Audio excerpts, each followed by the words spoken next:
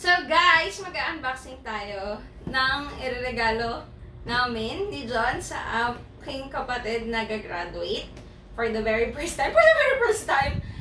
Unang batch ng K-12. Tadang! Ayan. So happy graduation day. Unbox natin sa harapan niya yung Spyder helmet. Ayan.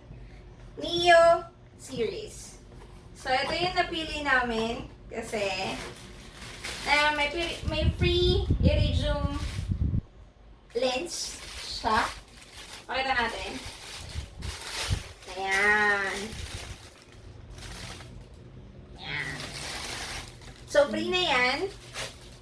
And, ayan, ito na yung helmet na pinaka-aantay natin. Then, so, syempre may bag siya.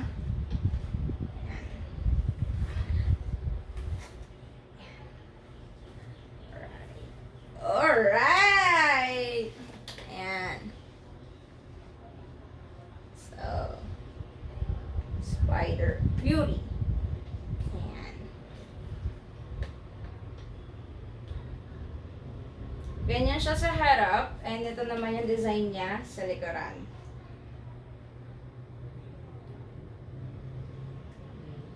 Okay, so as you can see, very minimalist siya sa harap pero grabe, maganda siya sa likod kasi may spoiler na siyang kasama. At syempre, yung clear lens. And aside doon, dual visor na siya. Para kapag ka maaraw, ayan, oh, Nox! Anis. Ayan. Ayan siya. Panis yung kay Whitey mo yun, no?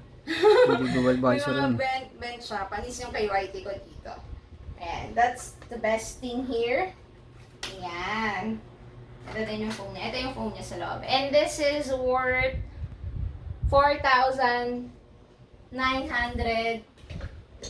95. Ayan. Oh, 47 lang yung kay Whitey. So, medyo mahal. Breezy. Kailangan kong ng discount. Jaring. Medyo mahal siya pero maganda talaga kasi. Ayan. Tapos, lightweight din siya. Best. Maganda. Ayun, so yun lang for our unboxing. So, ibibigay ko na to, hindi siya sa akin sadly, pero at least may mapapasaya tayong binata. Meron na siyang helmet pang ride. Bye-bye!